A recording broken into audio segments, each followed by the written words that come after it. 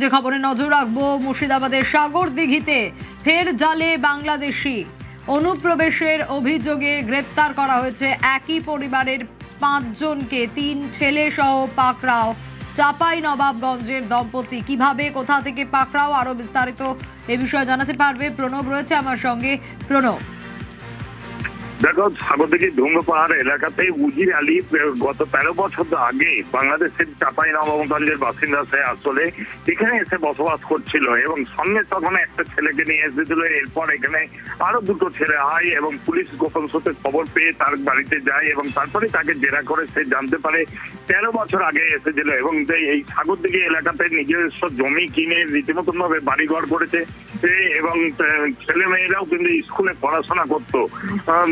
তারপরে কিন্তু পুলিশ তাদেরকে গ্রেপ্তার করে এবং লালগোলার যে হোল্ডিং সেন্টার হইতে সেখানে পাঠায় এবং পুলিশের জেরায় স্বীকার করে 13 বছর আগে বাংলাদেশের থেকে সে সীমান্ত পেরিয়ে এসেছিল এবং এখানে বিভিন্ন কাজকর্মের পাশাপাশি সে এলাকাতে কিন্তু থাকতো।